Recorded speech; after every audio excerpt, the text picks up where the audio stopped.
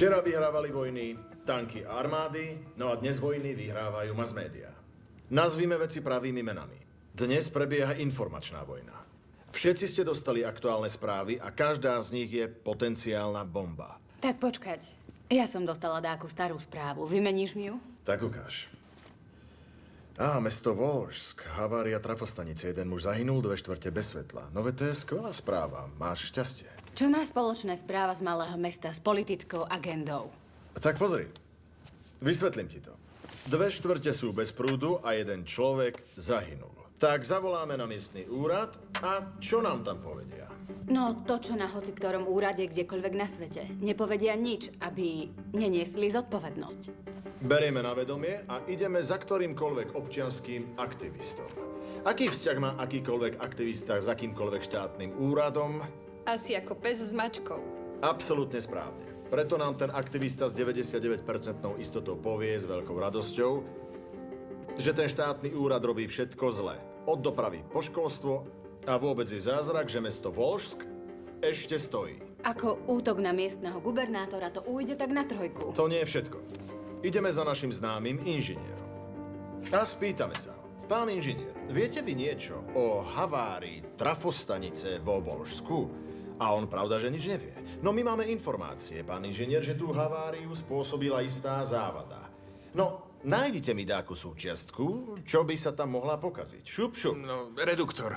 Tak, chybný reduktor. A my sa pýtame, môže sa reduktor stať príčinou havárie? Pravda, že môže, hovorí inžinier. A my ešte vieme, pán inžinier, že tie reduktory sú švédskej výroby. Je teraz možné v čase protiruských sankcií, keď sú všetky dodávky zakázané, zohnať niekde tieto švédske reduktory? Veď ste za ňo odpovedali. A ideme ďalej.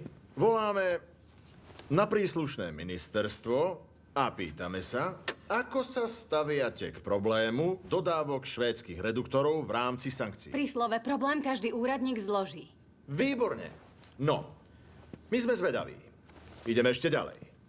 A voláme samotného ministra s otázkou, ako rýchlo budú nahradené tieto švédske reduktory. Kancelária ministra nebude odpovedať. Skvelé finále. To nie je finále. A nakoniec ideme k dákému viac menej známemu ochrancovi práv a poprosíme ho, aby sa vyjadril k slovám ministra. A on nám odpovie niečo v zmysle, a čo chcete od ministra? Kto ho menoval? Prezident Putin. Tak. Prezident Putin. Čo nakoniec máme? Je titulok Katastrofa vo Volžsku. Podtitul Putinovho ministra už nezaujíma ani smrť človeka vo Volžsku.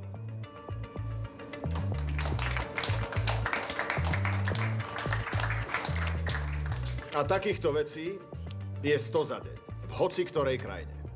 Dopravné zápchy, nekvalita ciest, šikana podnikateľov, čo len chcete.